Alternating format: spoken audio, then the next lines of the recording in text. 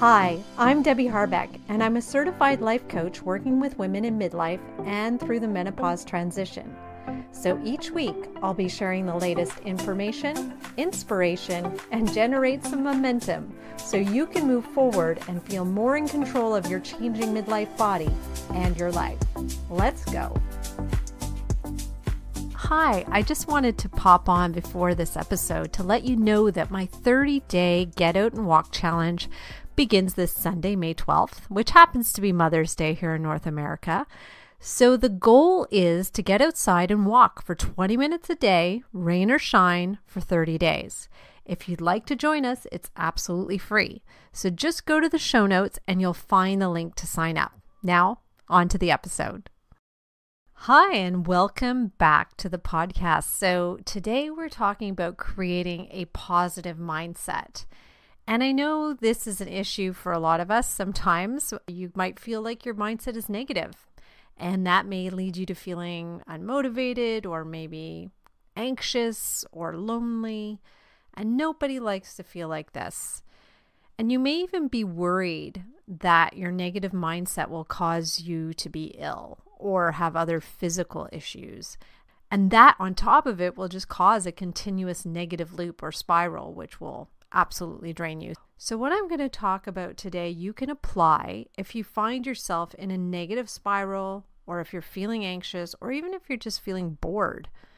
And the fact is that we all feel these ways sometimes, right? In fact, about half the time, we all feel negative, no matter what our circumstances. And sometimes this negativity or sometimes anxiousness, it can feel like quicksand. It can suck us in and we feel like we can't get out. But the thing is, we have to remember we can always get out. And when we know how to do it and we begin to practice it, it's like a branch that we can use to pull ourselves out of that negative mindset. And over time, we just get stronger and we pull ourselves out easier.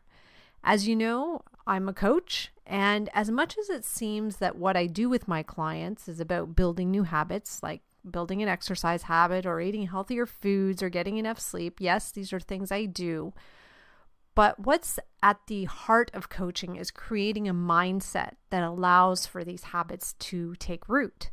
And so most of the time, I'm actually coaching my clients on their thoughts and feelings, because actions don't happen on their own. Actions happen because of how you feel. And the loop goes like this. There's a circumstance in your life, and that creates a thought in your mind. And that thought creates a feeling. And from that feeling, you take action, or maybe inaction. And when you take that action, you get a result, right? And that leads you to a thought, and then you're back in this loop. So if there's a circumstance in your life that seems to be driving your negative mindset, let's look at it. Is it the state of your finances? Is it your health? Is it your work? Is it the relationship that you need to really look at? No matter what the circumstance is, you're definitely having thoughts about it. And it's these thoughts and not the circumstance itself that leads you to feel a certain way. So for example, let's take traffic. We all know what traffic is. Traffic is a circumstance. It's something we can't control. It's just a fact. Sometimes there's traffic. And how you think about traffic will drive, no pun intended, it will drive how you eventually behave in that situation. But not everybody has road rage. Even though we're all in the same traffic, not everybody lashes out, because we don't all have the same thoughts and feelings when it comes to being in traffic. So do you get what I mean? So when we talk about a positive mindset, we're talking about having thoughts that feel more positive about a circumstance in our lives. But that doesn't mean that you'll be positive all the time. A person with a positive mindset has negative thoughts. We all do.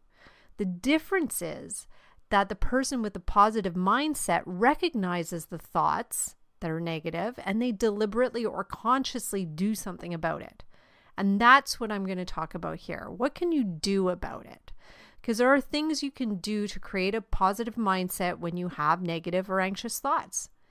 And the first step to creating this mindset is maybe a little counterintuitive, but it's about feeling that negative feeling.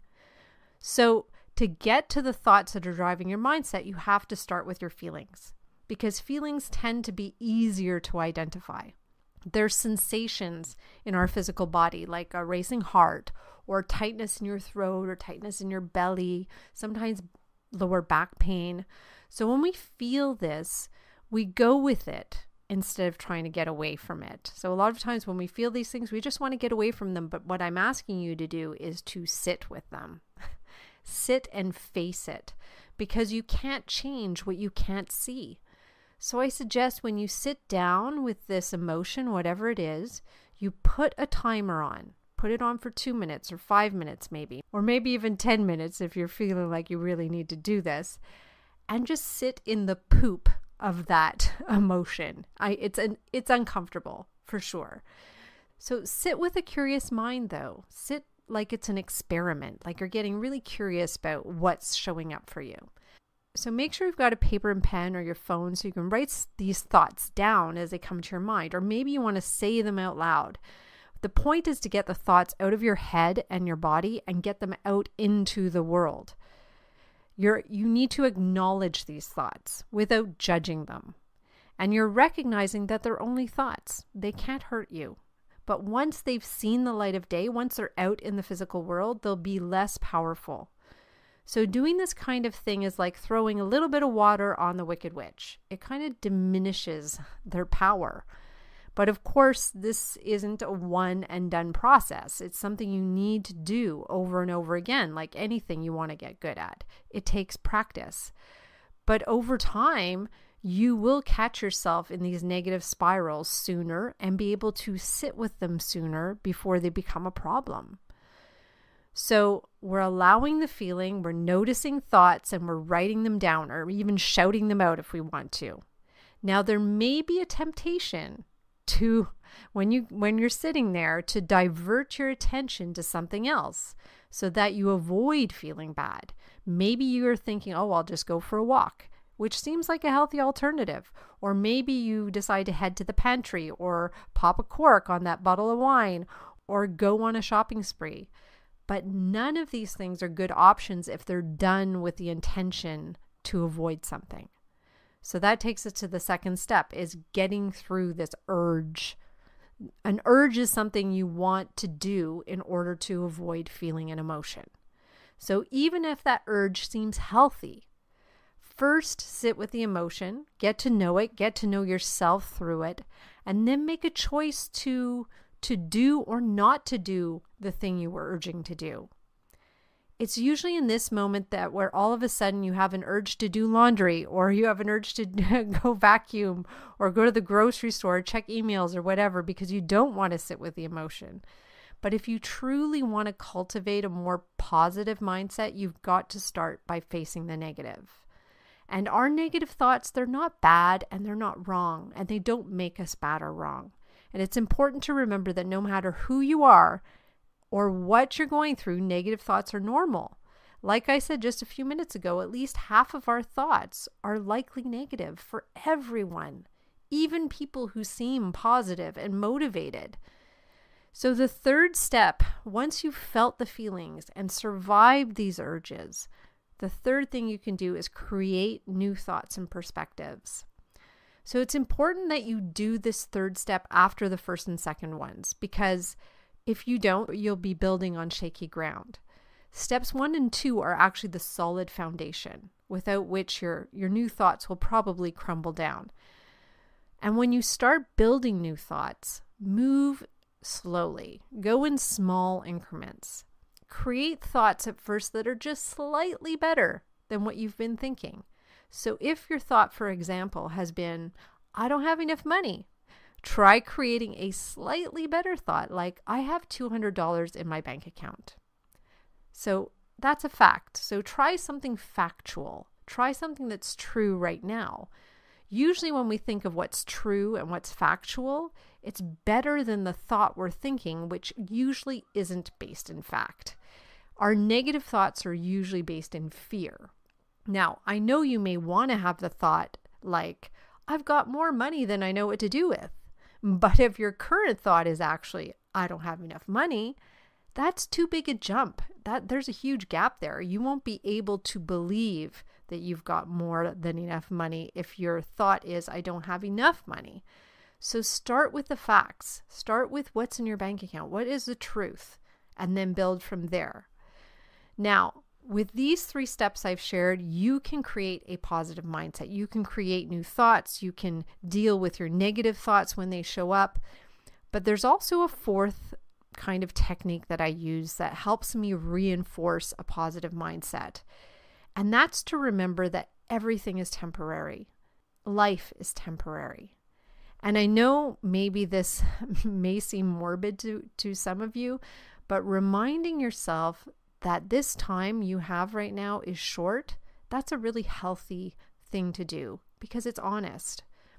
If you know anything about the Stoics, like Seneca or Marcus Aurelius, the Stoics encouraged using the reminder of death as motivation. Now, I know it may not seem like what you want to do to motivate yourself, using death to motivate yourself to have a positive mindset, but it's honestly the way that I've been able to keep this mindset going for myself. So when my mom died, I learned most things are small in comparison to death. All those little worries, fears, petty arguments, they don't really matter. So put all the little stuff in perspective.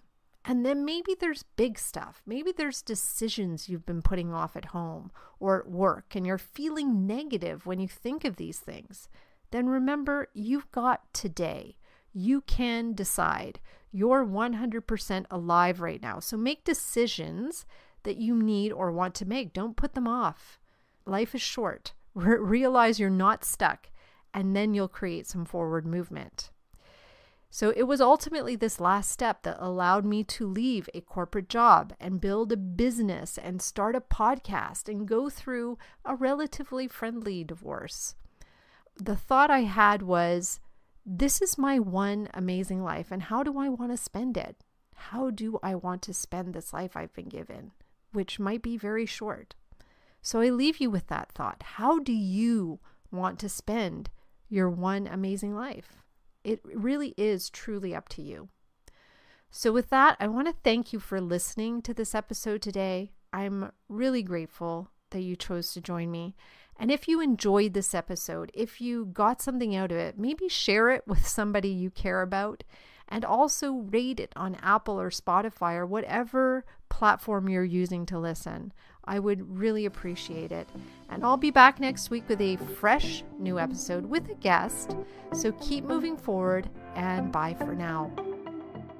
Thanks for listening to this episode of the Midlife Momentum Podcast. If you want to learn more about working with me, come visit me at DebbieHarbeckCoaching.com. That's Debbie, I-E, Harbeck with a C, coaching.com. See you next week.